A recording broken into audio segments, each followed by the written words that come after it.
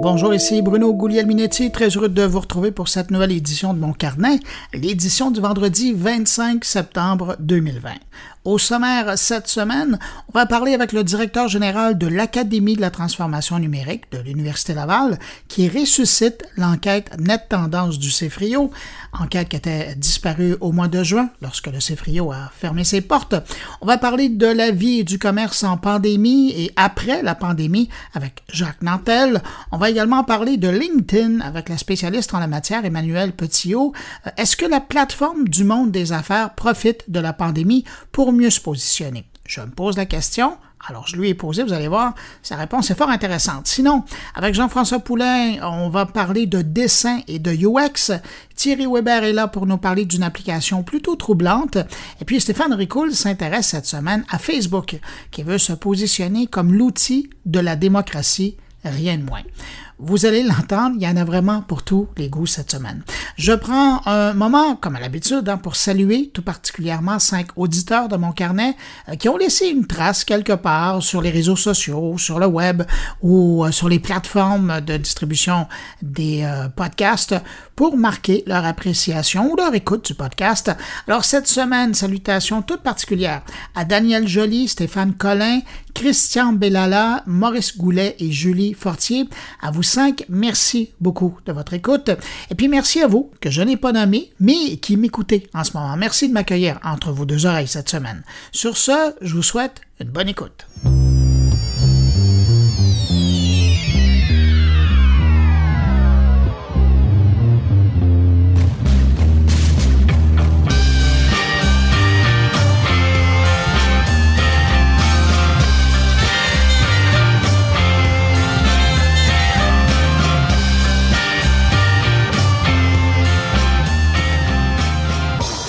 C'est le temps de l'année où Amazon présente ses nouveaux appareils, ses nouveaux services, juste à temps pour laisser les amateurs de gadgets électroniques saliver et économiser de l'argent pour les acheter juste à temps pour Noël. Cette année, même avec la pandémie en arrière-plan, pas de ralentissement du côté des produits électroniques. Faut croire que la pandémie sert bien à Amazon et aux autres fabricants de produits électroniques pour la maison qui voient les consommateurs acheter plus de produits pour la maison maintenant qu'ils y passent beaucoup plus de temps. Donc, Amazon propose cette année des bornes éco redessinées et c'est assez joli. Pourquoi un assistant personnel devrait avoir l'air d'un tube? Bonne question, hein? Alors, Amazon a décidé d'en faire des sphères, des boules qui agrémentent le décor et c'est assez réussi. Et on retrouve cette approche sphérique autant pour ce qui est des bornes de base que des bornes avec écran. Sinon, la nouvelle approche aérienne des caméras de surveillance Ring attire évidemment l'attention. Fini la caméra déposée sur un meuble ou fixée sur un mur. Aujourd'hui, Amazon a présenté sa caméra Always Home Cam, qui est une caméra volante, un drone d'intérieur muni d'une caméra, c'est ce que c'est. L'appareil coûte 250 $ et permet de parcourir toute la maison, si nécessaire, pour se rendre au lieu du déclenchement de l'alarme, avec un plan de vol prédéterminé à l'avance. Mais attention, le drone ne peut pas être contrôlé manuellement, donc il fait sa mission de repérage, prend le temps d'identifier le problème et retourne à sa base. Malheureusement, pour le moment, cette caméra, elle n'est pas encore disponible parce qu'elle n'a pas passé les tests de la FCC américaine. Mais elle sera peut-être disponible l'an prochain. On peut se croiser les doigts.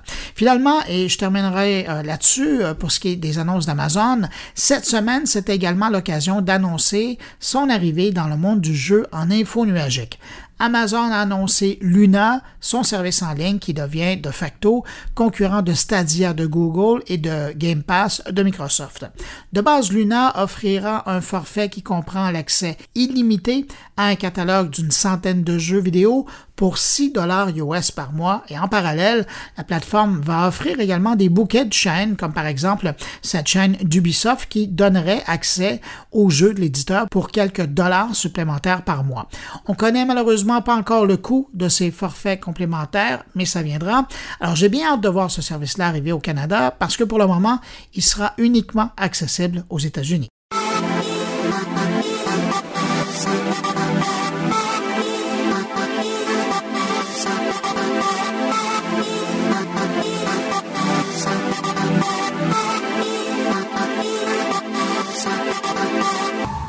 Sinon, il y a eu de l'action cette semaine, notamment dans le monde de la vidéoconférence. Deux informations ont retenu mon attention. D'une part, il y a Microsoft qui teste présentement l'intégration de la vidéoconférence Meet Now dans son système d'exploitation Windows 10. Si ça fonctionne bien, ça permettra de façon transparente pour l'utilisateur de se brancher à des réunions en vidéoconférence sans devoir ouvrir de compte, de s'inscrire ou d'installer quoi que ce soit. Ça sera juste un clic. Et voilà. Une fois déployée sur Windows 10, la nouvelle fonction de vidéoconférence offrira essentiellement deux choix à partir d'un simple icône dans la barre des tâches, soit de créer ou de joindre à une réunion. Et selon ce qu'on sait, il n'y aura pas de limite de 40 minutes comme le service gratuit de base de Zoom. Microsoft mise pour gagner et va permettre d'utiliser le service de vidéoconférence jusqu'à 24 heures d'affilée. J'ai hâte de voir les usages que les gens vont en faire. Impossible de dire pour le moment quand ça va arriver, mais disons que c'est en chemin vers un PC qui roule sur Windows près de chez vous dans les mois à venir. L'autre information qui concerne la vidéoconférence et qui a attiré mon attention, pour les utilisateurs du système de vidéoconférence Zoom, sachez que si vous utilisez la version sur téléphone Android, il y a une nouvelle fonction qui vient d'apparaître et une fonction très populaire, celle de l'ajout d'arrière-plan virtuel pour vos appels. La fonctionnalité était déjà disponible pour les utilisateurs de Zoom sur Mac et PC et sur iPhone. Il ne restait plus qu'à l'offrir aux gens qui utilisent un téléphone ou une tablette Android. Maintenant, c'est fait. Pour le moment, seuls les arrière-plans fixes fonctionnent, donc la photo d'une pièce ou d'un paysage, par exemple. Mais pour ce qui est d'utiliser une vidéo, comme on peut le faire sur les ordinateurs, c'est pas encore disponible, mais on dit que ça s'en vient.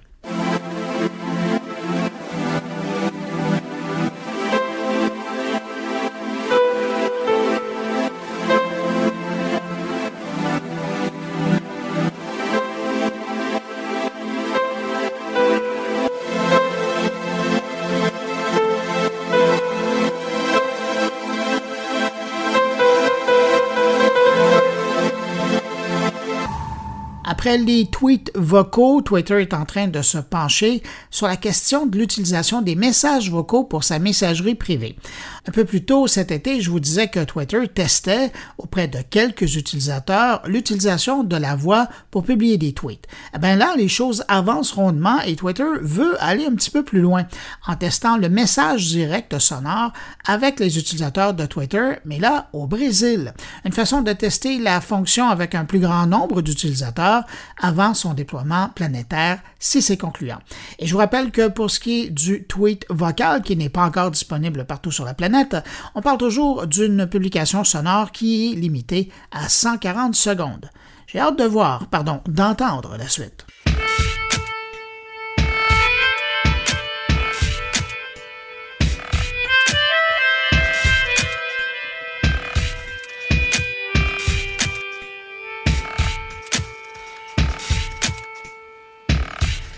Petit chiffre au passage, 85. 85, c'est le pourcentage de part de marché que le furteur Firefox a perdu au fil des ans. Selon StatCounter, Firefox a perdu entre 2009 et 2020 plus de 85% de part de marché et aujourd'hui ne représente plus que 4% des internautes. Toujours selon les données de StatCounter, en août dernier, j'étais curieux de savoir le palmarès, Chrome était utilisé par 66% des internautes qui naviguent sur Internet. Ensuite, on voyait Safari avec 17%, Firefox avec 4%, Samsung Internet avec 4%, Edge avec 2% et Opera avec 2% également.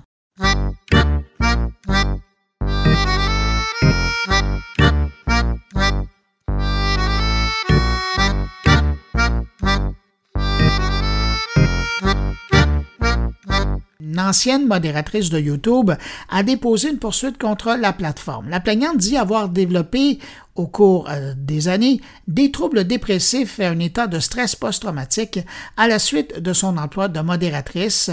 et ça dû notamment aux conditions de travail chez YouTube. Quand on parle de modérateurs chez YouTube, on parle des gens qui assurent en quelque sorte la protection de nos yeux et de notre esprit. C'est eux qui sont le filtre entre ce qui est versé sur YouTube et ce qu'on voit finalement quand on va sur la plateforme. Je vous le rappelle, hein, sur YouTube, chaque minute, c'est 500 heures de vidéos qui sont téléversées pour être disponibles en ligne. Et à travers tout ça, il y a évidemment des vidéos ordinaires, c'est la majorité. Il y a aussi des vidéos qui peuvent nous déplaire par leurs propos, par leurs idées, mais il y a aussi des vidéos qui sont visuellement agressantes et presque dangereuses. C'est justement ce type d'images à répétition qui peuvent créer une détresse chez les modérateurs. Dans le cas de cette employée qui ne veut pas être identifiée, elle dit avoir vu notamment des vidéos de cannibalisme, des images de fusillade dans des écoles, et pour avoir parlé à d'autres modérateurs au fil des années, je peux ou ajouter des vidéos de meurtres, de décapitation, des vidéos d'accidents graves, des suicides et tout le reste, je vous laisse l'imaginer. Bref, pour tout ce qu'elle a vu et les troubles qui ont été engendrés par la suite dans sa santé, elle demande évidemment compensation, mais également, et c'est ça que je trouve intéressant, elle demande la création d'un programme de surveillance médicale financé par YouTube qui permettrait de diagnostiquer et de traiter les modérateurs de contenu. Ça, c'est intéressant et on peut présumer que si elle réussit à faire créer ce type de service chez YouTube, les Facebook, Twitter et autres plateformes seront invités à faire de même.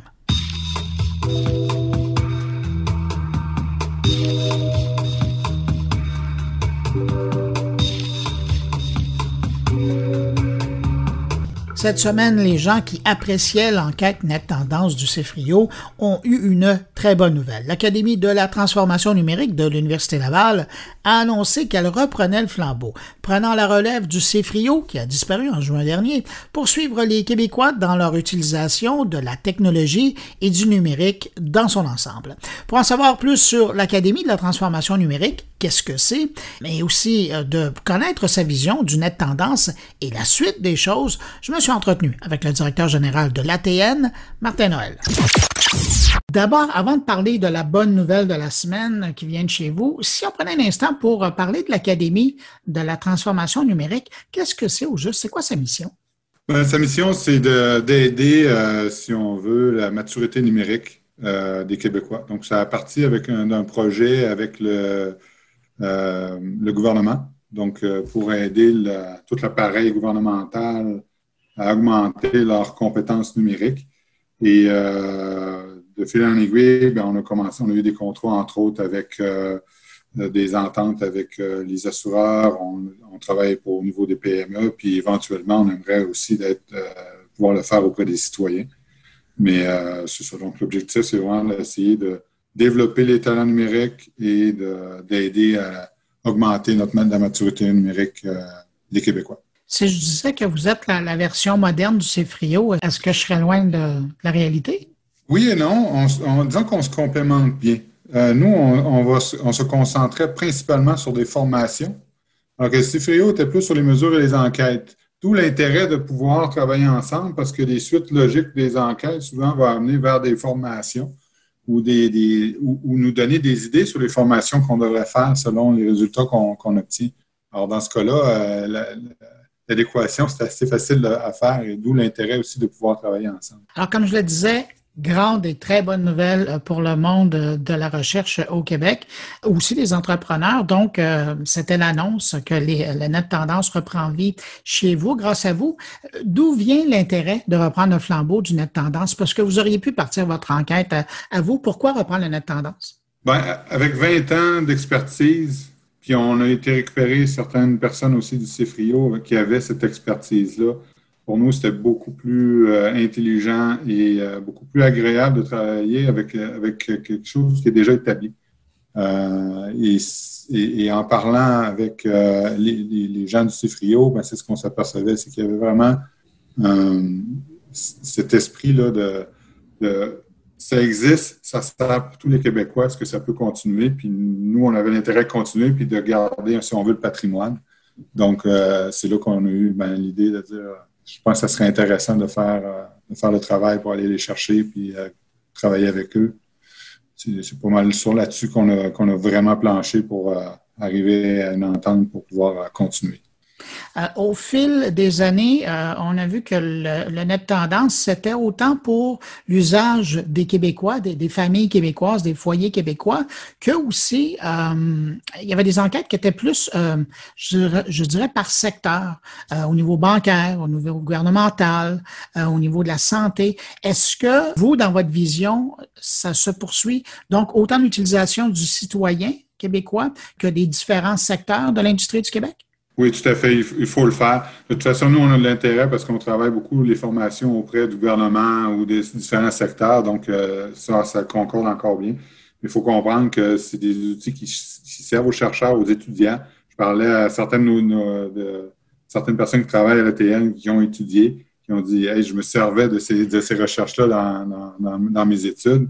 C'est là que tu vois toute l'importance de dire il faut que le patrimoine reste là, puis il faut continuer d'avancer ces enquêtes-là. Alors pour nous, c'était évident là, qu'il faut aller de l'avant, puis être plus ouvert encore plus sur tous les besoins de la société, parce que ça bouge extrêmement vite. Puis avec ce qui se passe, ça n'a pas tendance à ralentir. Non, ça va pas dans ce sens-là. Vous l'avez mentionné, hein, c'est 20 ans de données d'utilisation, de cheminement des Québécois dans le numérique. Avez-vous à quelque part l'impression d'avoir un rôle de gardien du patrimoine québécois maintenant que vous avez ça entre les mains? Ce serait un peu prétentieux, au moins le patrimoine numérique, pas plus que ça. Mais oui, je pense que c'est important. C'est important, puis on en a parlé beaucoup avec la direction là, du CFRIO, de voir comment on pouvait les rendre disponibles et la meilleure façon de les rendre disponibles pour que ce patrimoine-là ne soit pas caché dans une voûte, mais qu'il soit plutôt utilisé là, pour continuer d'avancer et aider les chercheurs et les nouvelles recherches possibles. Justement, en parlant des chercheurs, une des approches qui est intéressante du CFRIO à l'époque, c'était que la plupart de ces données-là étaient accessibles à partir de leur site Web. Est-ce que ça sera toujours la démarche auprès de l'ATN? Est-ce que des étudiants, des chercheurs pourront aller directement en ligne et avoir accès à ces études-là ou on devra passer par d'autres canaux? Si aucun problème de droit d'auteur, ça va être disponible. C'est vraiment ce qu'on souhaite. Donc, tout va dépendre parce qu'il y a certains projets qui sont très particuliers avec les droits d'auteur. Donc, il y a des choses à vérifier.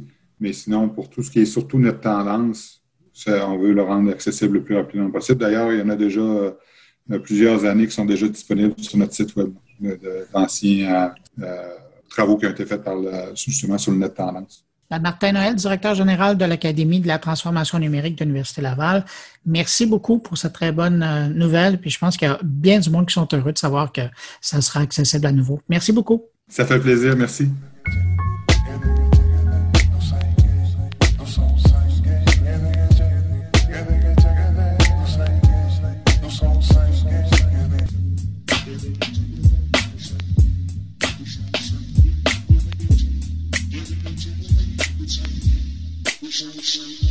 Cette semaine également, il y a la compagnie Talsom qui a publié un document sur la transformation numérique au Québec. Et dans ce document, on retrouve un sondage fait auprès de citoyens québécois dans le contexte de la pandémie et de la vie numérique. Et dans cette enquête, on apprend que 80% des citoyens québécois espèrent un retour à la normale ou ce qu'on devrait appeler l'ancienne normale. Le problème, c'est que cette ancienne normale n'existe déjà plus. Comme le dit le document de Talsom, le numérique est passé en quelques mois d'un simple outil à un véritable mode de travail. Et dans ce document de Talsom, côté entreprise, on apprend que selon les chiffres de l'enquête, 69% des entreprises québécoises considèrent la transformation numérique comme un défi majeur des 3 prochaines années. Cependant, et c'est là où ça fait mal, seulement 16% d'entre elles se déclarent prêtes à l'entreprendre. Alors ça va faire mal à quelque part bientôt. Mais pour revenir à la notion de l'ancien normal et du nouveau normal, j'ai demandé à Jacques Nantel, le professeur émérite de HEC Montréal, qui a contribué au document de Talsom, de partager sa réflexion sur cette situation du normal et de l'ancien normal qu'on peut avoir. Vous allez voir, c'est assez fascinant. L'ancien normal, c'est la sécurité. Hein? C'est se faire fi, de l'inconnu. C'est d'être capable de dire je n'aurai pas à faire des choix déchirants. Parce que les choix déchirants, ne pas revenir à la normale, c'est s'en aller dans une direction ou dans une autre. La première direction, elle est connue. elle est connue, mais elle n'est pas nécessairement souhaitée par ces mêmes personnes. Elle est connue parce que si on fait l'analyse des crises antérieures, et j'ai eu le plaisir de passer mon été à faire ça, alors que certains faisaient le tour de la Gaspésie, moi je faisais le tour de la bibliothèque. J'ai eu l'occasion de regarder un peu qu'est-ce qui s'est passé lors de la crise de 1870, la Grande Dépression, évidemment, la pandémie de la grippe espagnole, et ainsi de suite. Et il y a une constante à toute crise. Et cette constante à toute crise, c'est que les gens qui possèdent déjà beaucoup d'actifs profitent de ces crises-là pour acquérir davantage d'actifs. Et c'est le bon vieil adage de money is cash, ou, pardon, de cash is king, ou money is king. Faire en sorte que on se sert, dans le fond, de ceux qui n'auront pas la capacité à passer à travers la crise pour les racheter et les intégrer. Et en ce moment, on le voit très bien. Les exemples sont multiples. On le voit dans le domaine des compagnies aériennes, bien entendu. On le voit dans le domaine de la restauration. On le voit beaucoup également dans le domaine du commerce de détail. Je prends uniquement à titre d'exemple, Amazon est en train de racheter ou en fait de récupérer à peu près tous les anciens entrepôts de Sears pour en faire des petits entrepôts de redistribution locale. C'est une occasion, c'est une aubaine extraordinaire pour eux. Bon, alors ça veut dire quoi? Bien, ça veut dire, et là je vais simplifier, que le 10% des gens qui ont le plus d'actifs, ben, ils vont s'enrichir davantage. Et ils vont être, à travers leur levier corporatif, ces gens-là vont être capables de faire à peu près ce que l'on faisait avant, mais de manière encore plus efficace. Ça, ce n'est pas une nouvelle normale, là. C'est pas l'ancienne normale non plus. C'est uniquement une espèce de projection, mais accélérée vers ce qui aurait, de toute façon, ce qui se serait peut-être produit. Face à ça, il y a, je dirais, un autre 10% de la population qui sont ceux que j'appellerais les entrepreneurs, les créateurs, les innovateurs, ceux qui se disent, mais non, mais on a une occasion extraordinaire pour pouvoir éventuellement faire les choses différemment. Alors, par exemple, bon, les économies vertes, l'économie verte, évidemment, tout le télétravail, la télémédecine. Là, il y a des opportunités extraordinaires. Et si on ne veut pas que ces opportunités soient récupérées nécessairement par le premier groupe auquel je faisais référence, bien, il faut s'organiser différemment. Parce que si vous avez 200 personnes qui ont une bonne idée, mais qui n'ont pas les capitaux pour le faire, bien, ce qui risque d'arriver, c'est qu'ils vont travailler un peu le modèle, puis éventuellement, ils vont le vendre à des gens qui ont la capacité de l'exercer. Si on veut que ça soit non seulement différent au niveau de l'organisation, mais également au niveau des retombées de ces nouvelles industries, bien, il faut faire les choses autrement. Mais ça demande beaucoup d'efforts, ça demande beaucoup de travail, ça demande beaucoup de vision. Et ce n'est pas donné à tout le monde. Alors, pourquoi est-ce que je pense qu'il y a vraiment 80% des gens qui souhaitent un retour à l'ancienne normale? C'est parce que lorsqu'on regarde les deux possibilités qui sont véritablement les possibilités de nouveauté, bien, ça donne le tournis. On se dit, bien, je ne souhaite pas nécessairement que les GAFAM soient encore plus puissants, mais je ne suis pas sûr que moi, je vais aller me mettre au bat pour éventuellement développer un modèle de télétravail, puis faire en sorte qu'on doive récupérer un immobilier commercial de centre-ville qui se sera dévalué. Mon Dieu, si on pouvait me ramener en février 2020, j'aimerais donc ça. Et c'est la raison pour laquelle je pense que dans leur fort intérieur, la majorité des gens se disent j'ai pas l'énergie, puis j'ai pas le goût nécessairement que ce soit différent. Moi, j'y crois à ce chiffre-là, oui. Parallèlement, toutes ces entreprises-là, dans ce nouveau normal, dans ce nouveau contexte, j'imagine qu'ils vont devoir adapter leur communication. On ne vendra plus comme on vendait auparavant. Ben, ça, c'est clair, mais ça va bien au-delà de la communication. Si je prends uniquement le domaine du commerce de détail, et là, c'est probablement de la redite parce que ce que je vais dire, il y a des gens beaucoup plus intelligents que moi qui ont pensé bien avant moi, mais ce sont des modèles qui sont extrêmement prometteurs. Je regarde uniquement le commerce de détail tel qu'il existait et tel qu'il survit pour l'instant, mais avec les aléas qu'on peut comprendre. Je regarde uniquement des petits détaillants, des petits et des moins petits, disons un détaillant avec 200 millions de chiffre d'affaires. Là. Je ne mettrai pas de nom, là, mais c'est des détaillants de moyenne envergure canadiens ou pan-canadiens. Bon, ces détaillants-là, depuis maintenant 10 ans, ils voient les géants comme Amazon, eBay et autres leur gruger des parts de marché et être extrêmement efficaces. Bon. Et arrive cette pandémie, la chose ne se simplifie pas. Beaucoup des détaillants auxquels je faisais référence ont eu un premier petit coup de génie qui est de dire, bien là, c'est le temps de se placer sous la protection de la loi contre les créanciers.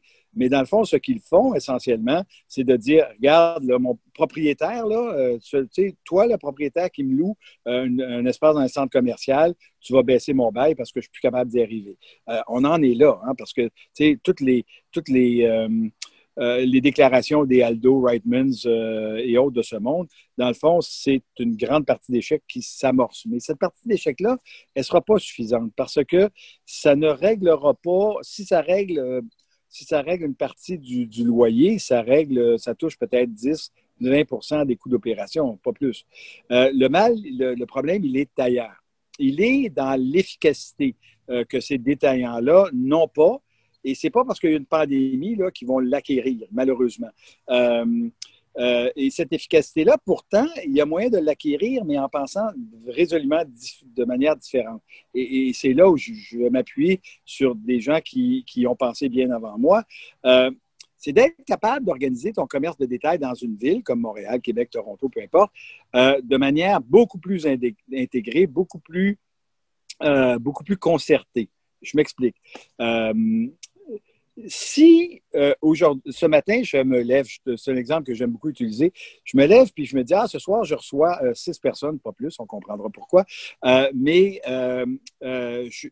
pour gagner du temps, je mets la table et parce que je suis pas tout à fait réveillé, je casse 2 verres à vin. Je me dis, c'est dommage parce que ce soir, il y a 2 convives qui auront des verres à eau, qui n'auront pas de verres à vin, mais en même temps, tu te dis, c'est bête parce que ces verres à vin-là, je sais qu'ils sont disponibles sur Amazon, mais Amazon, même s'ils sont très efficaces, ne peuvent pas me les livrer pour 5 heures ce soir. Puis, tu as ce deuxième réflexe de dire, mais pourtant, ces 2 verres-là, ils doivent sûrement exister à quelque part dans une boutique à Montréal. Mais tu ne sais pas quelle boutique, tu ne sais pas qui l'a, puis tu ne sais pas si tu peux y avoir accès. Bref, tu sais qu'ils existent, ils ne sont pas loin de chez vous, mais tu ne sais pas où. Et c'est là où la proposition est téméraire un peu, là, au moins peut-être visionnaire. Si tous ces détaillants qui souffrent en ce moment-là se concertaient pour mettre sur une même plateforme l'ensemble de leurs inventaires avec des SKU communs, bien, moi, comme consommateur, je pourrais dire, OK, qui a ces 2 verres-là, puis qui est capable de me les livrer le plus rapidement et au plus bas coût? Là, ça devient intéressant. Là, on n'est pas dans le panier bleu. Là. On est comme dans le panier bleu. Là. Non, on est dans la version 5.0 du panier bleu. C'est ça, exactement. Mais il faut y arriver à un moment donné. C'est pas tellement compliqué parce que la logistique d'acheminement, de distribution, elle n'est pas, tu sais, c'est un taxi, c'est une bicyclette. Mais si tu dis ça à des détaillants encore aujourd'hui, même s'ils souffrent terriblement, leur premier réflexe, ça va être de dire oh, surtout pas, moi, mes inventaires, c'est hautement stratégique, je ne veux pas les partager avec qui que ce soit. Ben, alors, c'est sûr que moi, si je suis Amazon puis je regarde ça passer, je dis continuez comme ça, les boys et les girls, ça fait bien mon affaire. Alors, vois-tu, c'est ce genre de réflexe auquel moi je crois beaucoup, mais qui va demander beaucoup plus de vision que ce qu'on en a actuellement. Jacques Nantel, c'est toujours un plaisir de vous entendre. Merci beaucoup d'avoir pris du temps pour nous parler. Un grand, grand plaisir. Merci.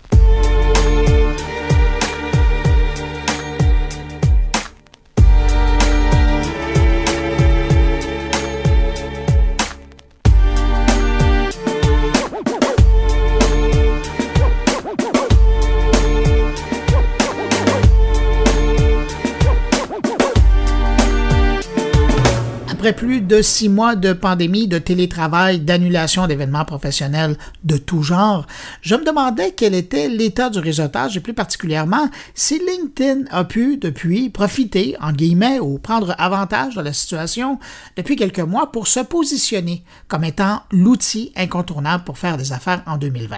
Pour en parler, j'ai contacté Emmanuelle Petiot. Elle œuvre dans le numérique depuis plus de 20 ans et elle est aujourd'hui une spécialiste de la plateforme. Professeure en marketing, coach et formatrice LinkedIn, je me suis dit que c'était la bonne personne pour mettre ça en perspective. Je l'ai rejoint plutôt à Paris. Emmanuelle Petiot, bonjour. Bonjour. Emmanuelle, quand on regarde le temps ça fait quoi? Ça fait peut-être 6 mois là, qu'on a commencé à vivre dans le contexte de la pandémie. Et quand je regarde LinkedIn, j'ai l'impression que dans tous les réseaux sociaux, évidemment, certains tirent mieux que d'autres leur épingle du jeu. J'ai l'impression que dans le monde des affaires, LinkedIn est encore plus performant depuis le début de la pandémie pour les gens d'affaires qui tiennent encore à travailler et à faire du développement de marché, notamment justement dans un contexte où il y a des règles de distanciation, il y a énormément, sinon toutes les activités professionnelles, les grandes rencontres d'affaires qui nous permettaient de faire du réseautage.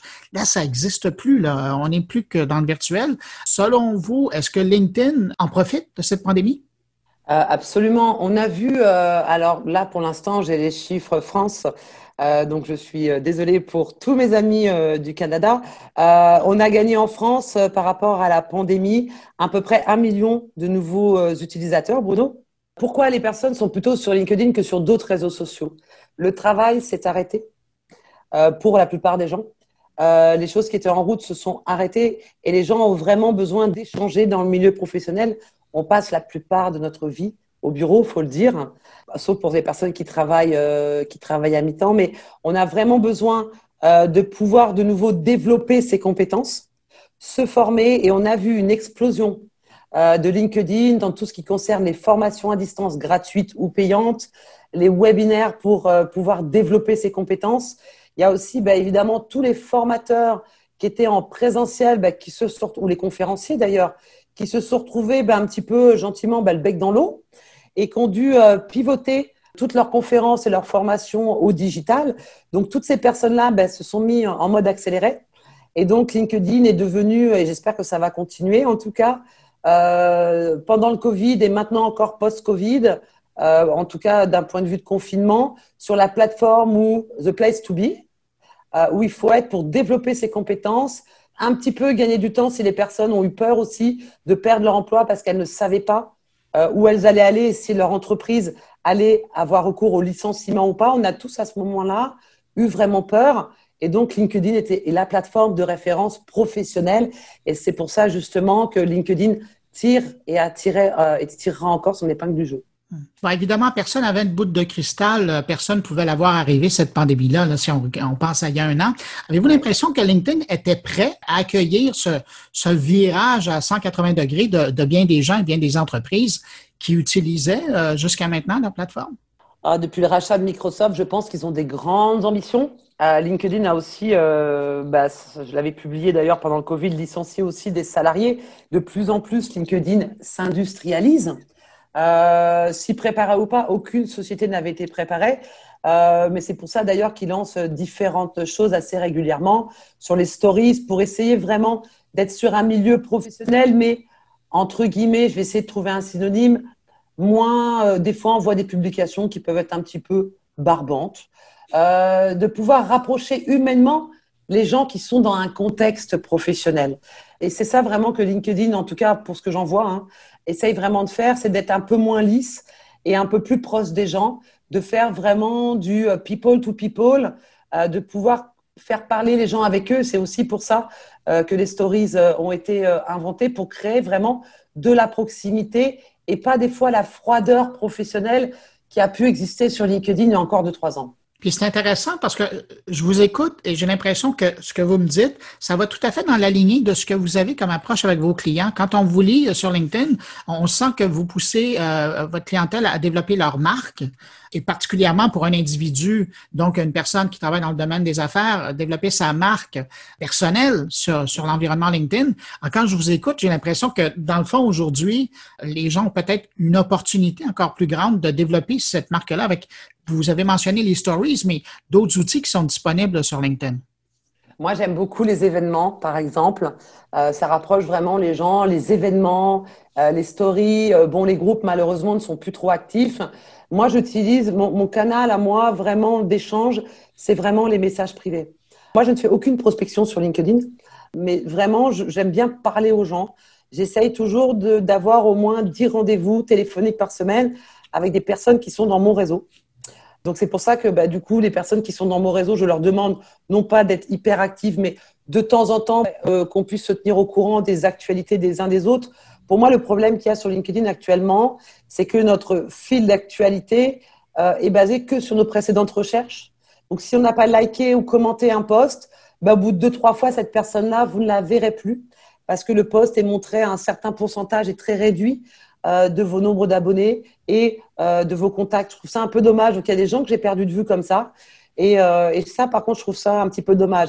Une petite chose pour les personnes qui veulent se lancer sur LinkedIn, aussi bien pour un objectif de changer d'emploi ou de développer un business. LinkedIn, c'est comme le référencement naturel, donc le SEO, ça ne se fait pas en un jour. Ça se travaille. Il faut vraiment s'y prendre plusieurs mois à l'avance pour gagner déjà de l'autorité et de la confiance envers les gens. Et il ne faut pas se dire, je cherche un boulot, je vais me mettre à LinkedIn, ou je veux développer mon business, je vais me mettre à LinkedIn. Il faut que ce soit réfléchi en amont. C'est pareil qu'un site. Entre le moment où on lance un site et le moment où on a des retours, il se passe quelques mois. Il faut vraiment s'y prendre à l'avance. Vous avez mentionné le mot magique, prospection. Il y a bien des gens qui ont l'impression que c'est l'endroit avec lequel tout va se passer. Pour vous, puis vous le dites, vous, c'est pas le type d'utilisation que vous faites, mais est-ce que vous trouvez que c'est un outil qui peut être encore performant quand vient le temps de faire du développement d'affaires? Alors moi, je market moi-même mon offre, mais je n'ai pas besoin de prospecter dans le sens vulgaire. On a toujours ce sens-là dans le côté commercial, c'est on demande aux gens si, oh mon Dieu, est-ce que vous voulez bien acheter ma solution? C'est pas comme ça que ça fonctionne, en tout cas sur LinkedIn.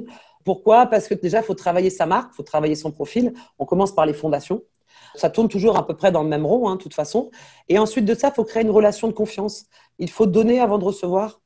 Et ensuite de ça, quand je dis je ne prospecte pas, je ne dis pas que je ne partage pas des choses avec mon réseau en message privé. Par contre, je ne dis jamais j'ai quelque chose à vendre, ou vous voulez tester quelque chose de nouveau, ou je vous offre un audit gratuit. Je ne demande jamais rien. Je ne suis pas dans la situation de demander quelque chose. Je partage des posts en message privé. Or, souvent, les posts ont 2-3 semaines parce que je ne peux pas être toujours sur ma messagerie, mais je ne vends rien. Je partage des informations. Et de là, comme je partage des informations par message privé, même si c'est 2-3 semaines après, les personnes, tout naturellement, viennent vers moi.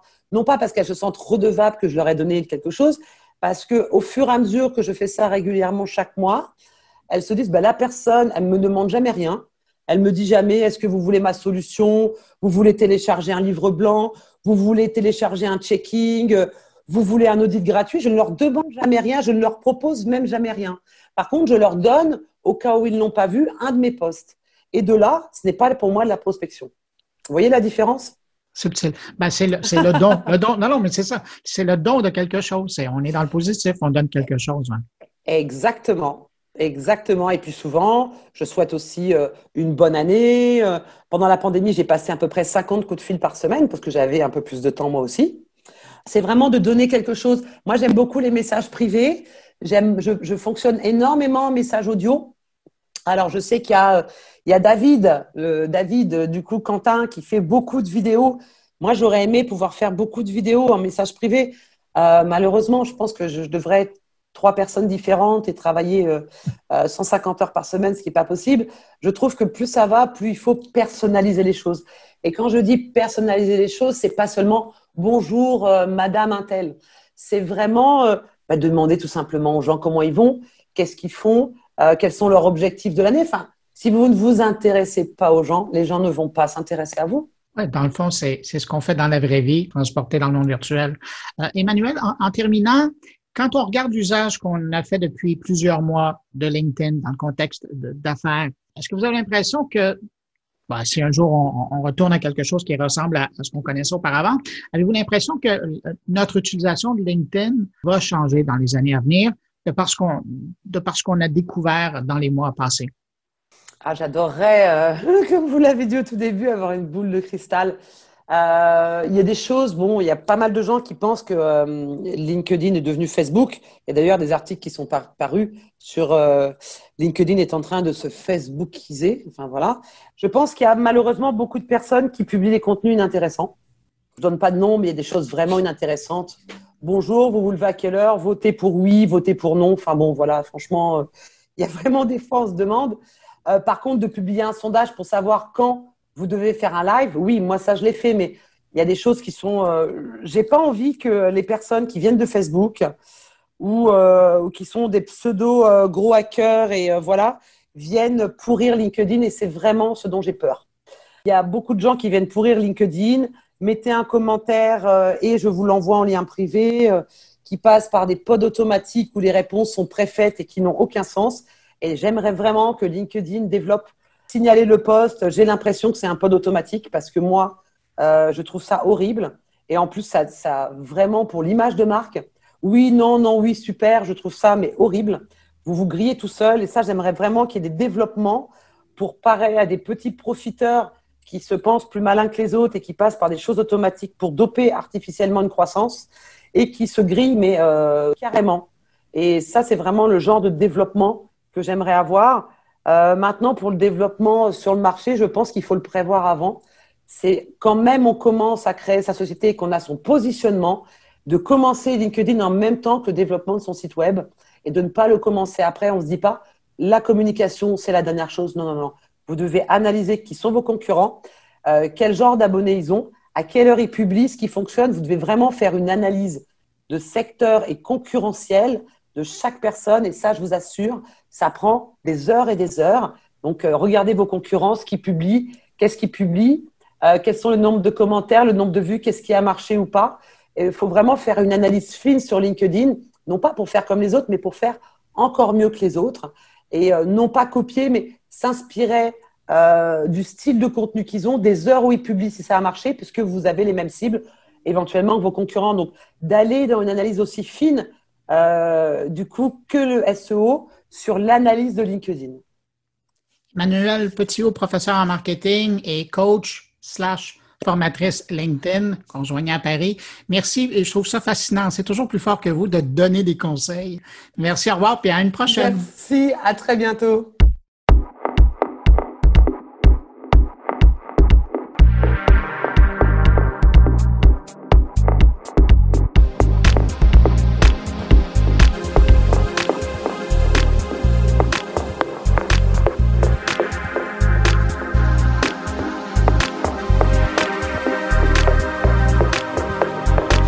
Une fois n'est pas coutume, cette semaine, Thierry Weber nous présente une application plutôt étrange, Randonautica. Bonjour Bruno, bonjour les auditeurs de mon carnet.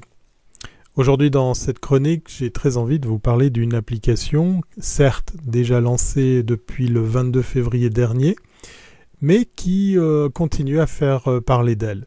Il s'agit de Randonautica, une sorte de contraction de Random et Nautica, une application lancée par Joshua Langerfeld. Elle génère de manière aléatoire des coordonnées qui permettent à l'utilisateur d'explorer dans sa zone locale assez proche et de se rendre compte de ses découvertes. Randonautica, selon ses créateurs, est un attracteur de choses étranges, permettant de choisir des coordonnées spécifiques en fonction d'un certain thème. Elle a suscité une controverse après plusieurs rapports sur l'application générant des coordonnées, apparemment par coïncidence où des choses dérangeantes étaient présentes. Alors, pour faire super simple, vous pensez à quelque chose, vous enclenchez l'application et elle vous dit où aller. En gros, c'est ça qu'on vous vend avec cette application. Sauf que voilà, il s'est passé des choses étranges. En fait, voilà, vous vous posez ces quelques questions. Que souhaitez-vous obtenir?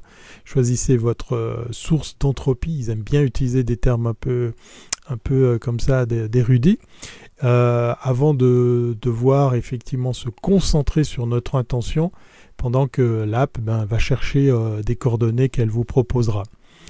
Ce processus repose sur des paramètres de localisation et un générateur de nombres aléatoires qui, malgré ce que dit l'entreprise, ne peuvent être directement affectés par les pensées humaines.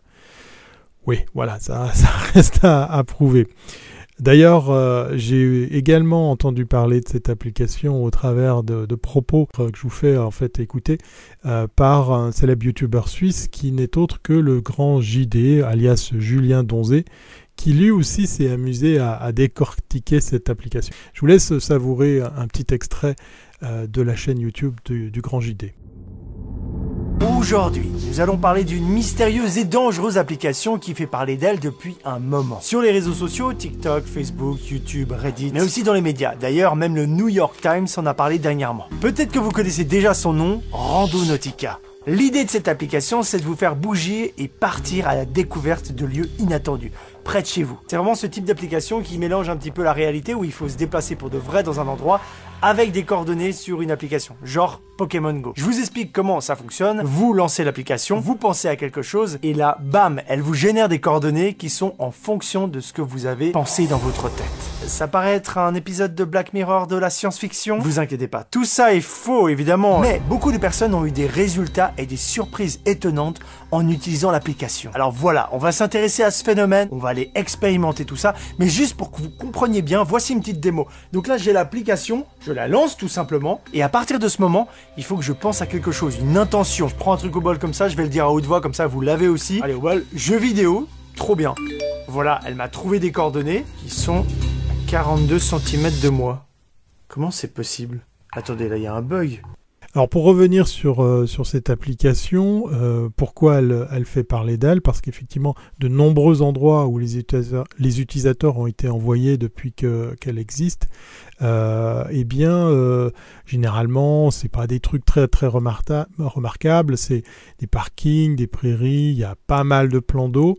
Cependant, l'intérêt a été suscité par des histoires de randonnées effrayantes que beaucoup ont partagées sur les réseaux sociaux. Si plusieurs d'entre elles semblent être fausses, d'autres ont suscité quelques inquiétudes. Et puis il y a l'exemple de certains internautes ou certaines internautes qui ont amplifié effectivement le mystère autour de cette application, qui vous font croire qu'effectivement, suite à leurs recherches, elles ont trouvé un lieu, un indice qui était en rapport avec ce avec quoi elles pensaient, et qui ont surfé comme ça sur la vague pour après donner dans le fake en revenant sur des lieux, en créant des faux, en postant toutes sortes de vidéos où on voit clairement que elles ont abusé de la visibilité qu'elles ont obtenue avec certaines vidéos qu'elles ont comme ça créées. C'est fort dommage parce qu'en fait, autour de cette application, il y a autant de mystères, d'intérêt, de curiosité que de dégoût et de crainte. La triste célébrité qui s'est enclenchée très rapidement autour de cette application s'est faite avec cette fameuse découverte de cette valise dans laquelle il y avait des restes humains. Alors, le fondateur de l'application a tout de suite proposé son aide et son soutien psychologique au travers de sa société, puisqu'il a affirmé, et là... Du coup, on se pose la question du fondé de l'application que les coordonnées indiquées à ces utilisateurs qui sont tombés sur cette valise et le fait qu'ils tombent sur cette valise n'avaient pas de lien, et puis qu'à l'avenir, ils pourraient corriger ça.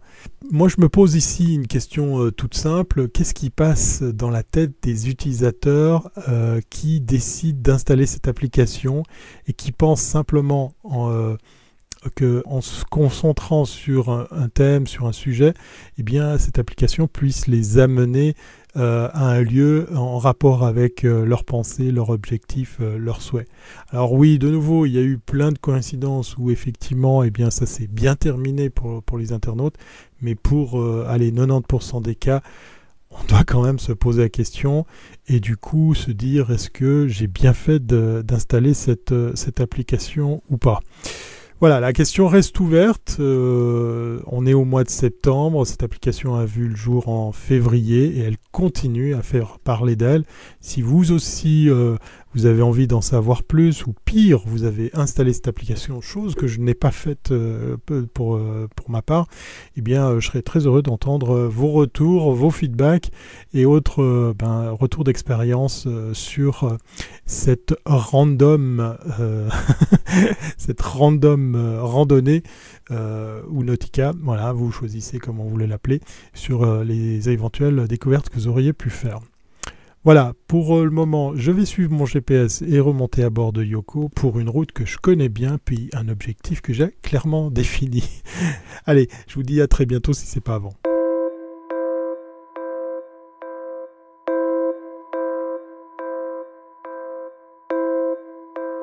Stéphane Ricoul s'intéresse cette semaine à Facebook, qui tente de se positionner comme un outil de la démocratie.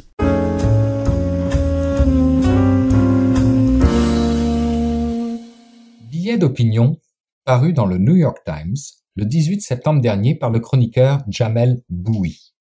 Son titre : Facebook a été un désastre pour le monde.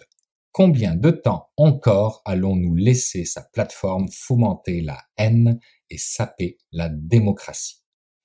Et le début de son propos, tenez-vous bien, était: l'armée du Myanmar, qui a utilisé Facebook pour inciter à la haine et à la violence génocidaire, et pour lequel il a fallu attendre 2018 pour que Facebook admette son inaction et s'en excuse, 2 ans plus tard, Facebook sème à nouveau les graines de la violence génocidaire, cette fois-ci en Éthiopie.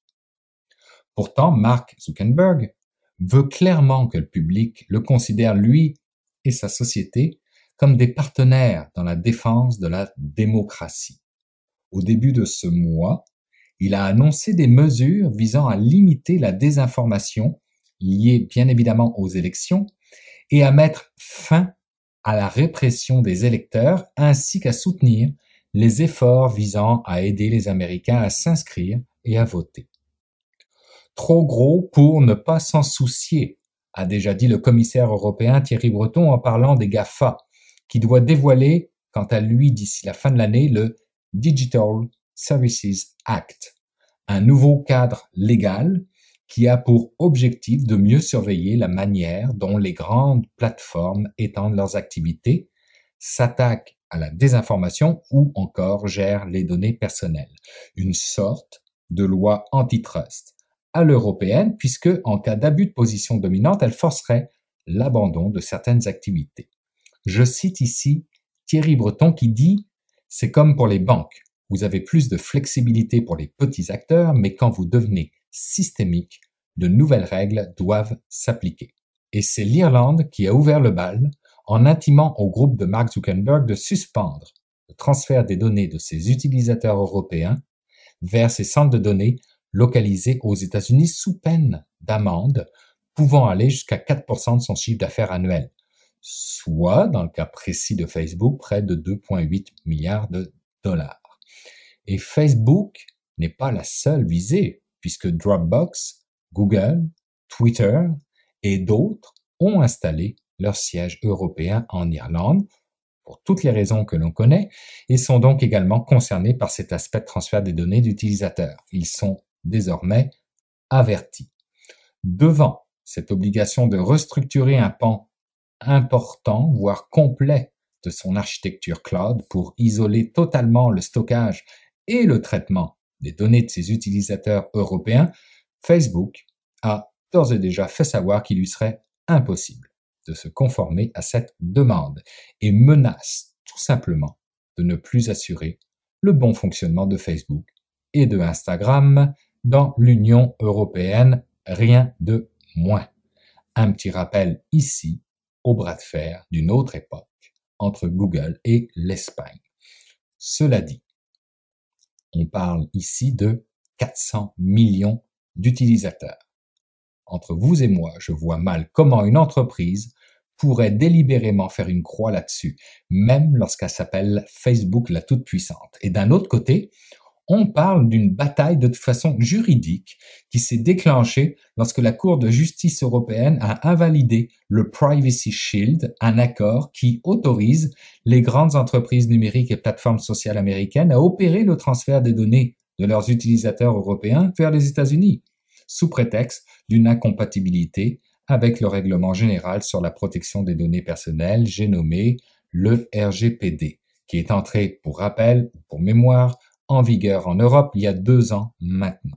Bref, une saga qui risque de durer très longtemps, comme les autres, et je fais allusion ici aux aspects de la taxation. Je me dis des fois qu'être milliardaire comme Mark Zuckerberg, c'est peut-être pas si enviable que cela.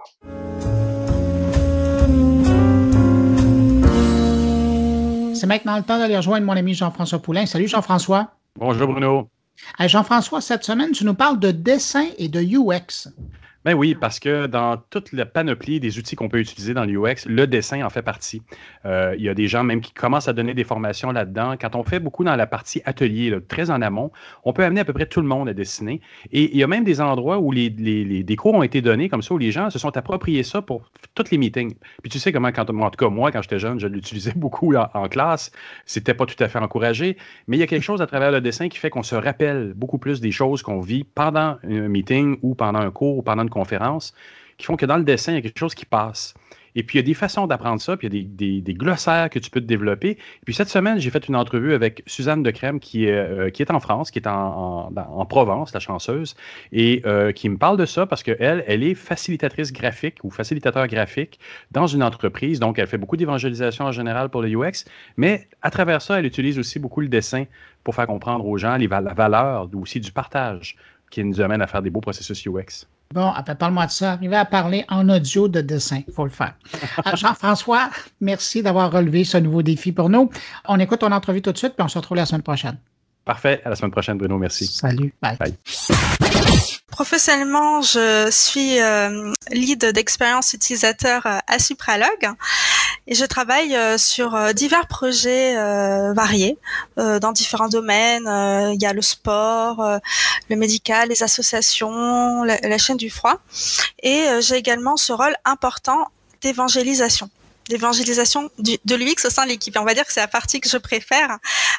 Et voilà, donc je me charge tous les mois de mettre en place, j'ai mis en place une commission UX Front où chaque mois, avec des membres des différents projets, on se réunit dans l'idée d'échanger sur les bonnes pratiques UX, de faire des projets ensemble communs et dans une idée d'amélioration continue de l'UX au sein de l'entreprise. C'est intéressant. Donc, ta mission à la base, c'est de rassembler les gens, d'être capable de les faire mieux travailler ensemble. C'est intéressant, ça aussi. Donc, dans ton rôle d'évangélisation, tu essaies d'asseoir le plus possible tous les gens autour de la table pour créer des nouvelles choses. Donc, le design, c'est surprenant en plus parce que tu viens du monde de l'ingénierie, des méthodes plus scientifiques. Mais là, tu es beaucoup plus du côté de ce que ça donne au niveau du côté humain. C'est intéressant, ça. Tout à fait. Remettre l'humain au centre dans les entreprises. Je me suis vraiment aperçue que ça manquait vraiment. Enfin, après, bon, ça fait quand même longtemps que je travaille, ça a beaucoup évolué vers le positif, heureusement.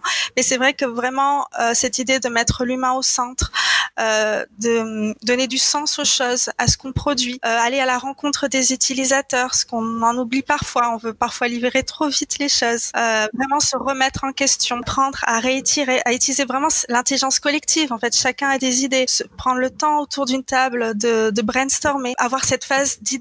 Alors aussi bien en interne, mais aussi avec le client, avec les utilisateurs. Donc vraiment, j'essaye vraiment à la fois en interne et en externe de vraiment pousser ces bonnes pratiques dans le bon sens. Est-ce que ça, tu le fais dans le cadre de la méthode agile ou c'est d'autres techniques que tu utilises? L'agilité fait partie de ça ou comment tu vois ça? Je travaille sur divers projets et même dans le passé, enfin en tout cas qui sont certains agiles, d'autres ne le sont pas. Donc en fait, voilà, l'idée c'est de s'adapter aux différents contextes projets et ça vient en complément par-dessus finalement. L'idée c'est peu importe le projet, qu'il y ait de l'agilité ou pas, c'est vraiment éveiller à l'UX et le prendre en compte surtout dans le projet en fait, la mise en place du projet dans la stratégie, voilà. Tu fais de la facilitation graphique dans le cadre de ça. Tu forces un peu l'humain autour de la table à dessiner, mais c'est pas tout le monde qui a un talent de dessin non plus.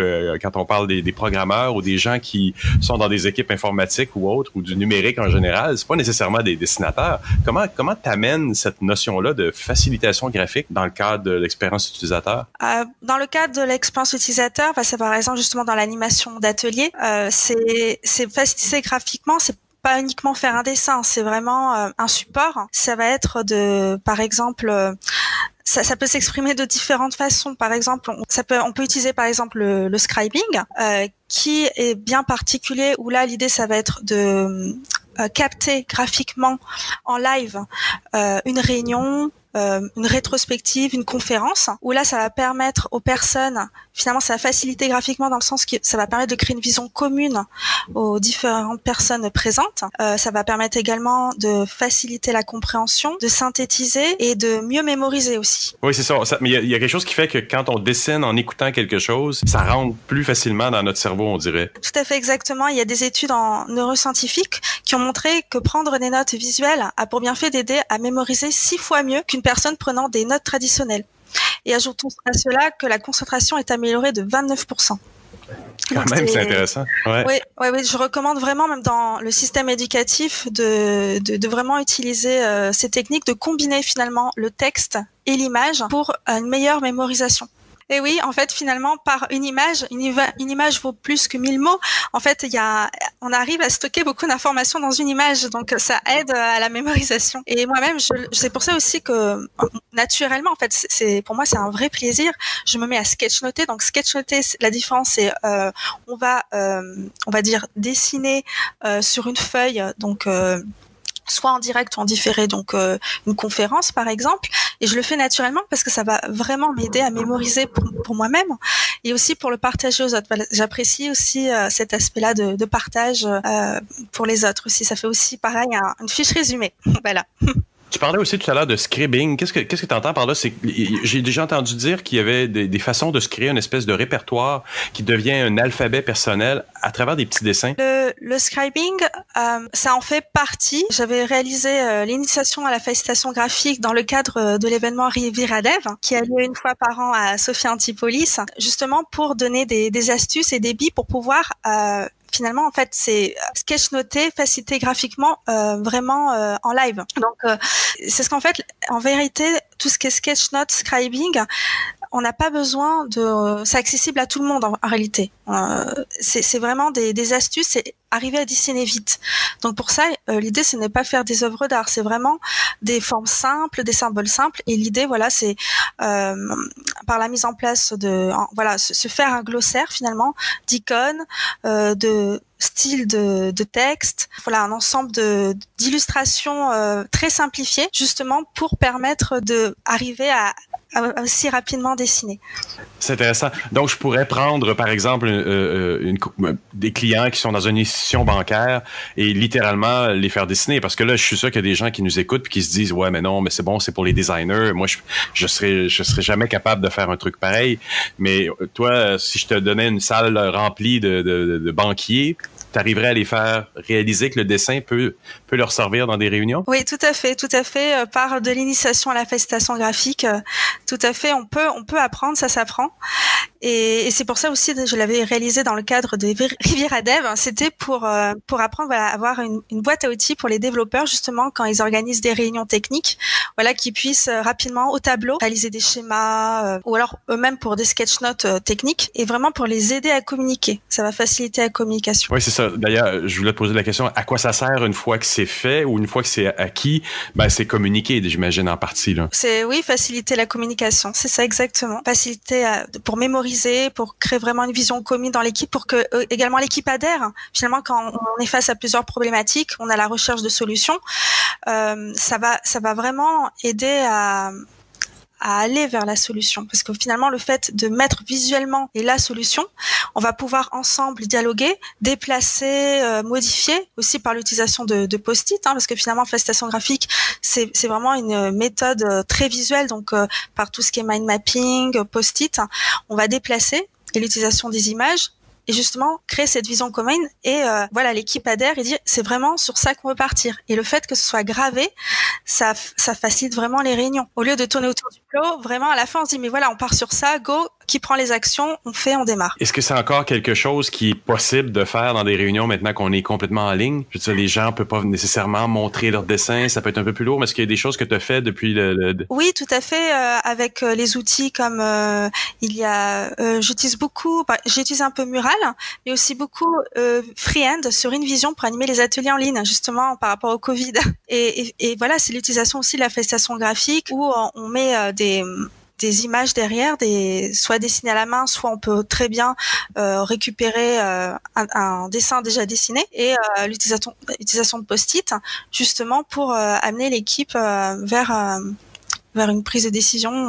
En fait, j'avais organisé en interne avec justement en interne avec les développeurs, business analysts, une session avec Freehand pour réaliser des wireframes.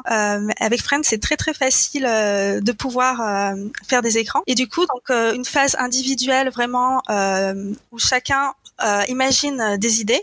Ensuite, chacun présente. On dit les pour et les contre de chaque idée. Ensuite, on converge et ensuite, voilà, on arrive à une maquette qui nous plaît et chacun avait vraiment dessiné. C'est vraiment possible pour tous. Il faut plus, savoir qui est le public en face, savoir les guider, les accompagner et quitte à les initier en avance en amont ensemble. Et j'imagine des choses qui se sont installées dans certaines équipes après ton départ. Est-ce que c'est des pratiques qui restent après? Les gens continuent à dessiner un peu? Oui, tout à fait. Justement, suite à cet atelier, ils ont pris goût et quand je consulte de temps en temps ce Freehand et ils continuent à s'alimenter. Et j'ai continué à avoir contact avec eux. En fait, je reste toujours à l'écoute. Je suis comment est mis en pratique l'expérience utilisateur. Je suis de loin et j'interviens à nouveau de temps en temps. Et du coup, oui, ça me permet de voir si ça marchait ou pas. Donc, j'expérimente moi-même et moi-même, voilà, quand ça marche, hop, je refais. Mais toujours, j'essaie de m'adapter, voilà, à chaque personne. Il faut vraiment se jeter à l'eau en fait. Hein. Il faut pas hésiter à dessiner, à écouter un reportage, aller à des conférences et se mettre à sketchnoter. Et c'est vraiment en pratiquant qu'on apprend. C'est vraiment ça le secret. Après, voilà, il y a toujours des livres intéressants à lire, hein, qui sont très très bien. On en trouve plein sur Internet. Mais vraiment, le secret, c'est pratiquer, se jeter à l'eau. Et moi, c'est ce qui s'est passé pour moi. Hein. Je me souviens, la première fois, j'ai facilité graphiquement en live, en grand format. C'était, il y a toujours une première fois. Et là, je me suis jetée à l'eau, comme on dit. Et ça s'était hyper bien passé. Et ça fait chaud au cœur après quand on voit le public, parce que je me souviens, c'était pour Startup Weekend à Sofia. Il y avait 300 personnes, ils avaient tous applaudi, et ils étaient venus me voir pendant les pauses et c'était un très très beau souvenir. Hein. Donc voilà, vivre sa passion. Ouais. Est-ce que c'est quelque chose que tu pourrais te donner comme formation en ligne à distance en ce moment? Actuellement non, mais plusieurs personnes me l'ont demandé. Donc c'est quelque chose que je suis actuellement en train de mettre en place pour initier les personnes. Voilà, j'ai beaucoup de demandes, on va dire. Ça sera sur mon site. Parfait, on va suivre ça. Je vais le mettre, je vais le tweeter cette semaine. Suzanne, je te remercie beaucoup pour cette entrevue. Merci à toi.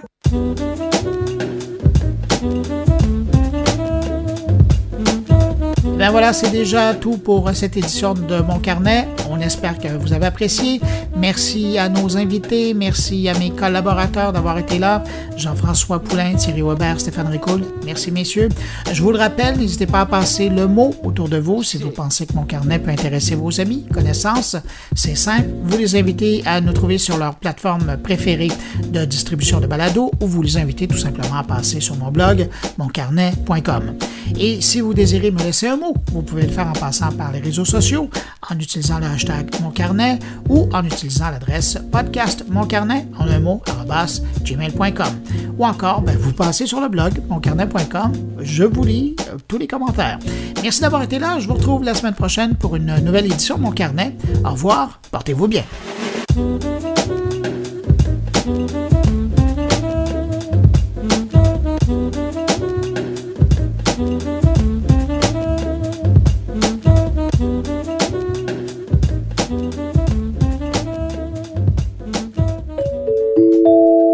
Une production goulielminetti.com.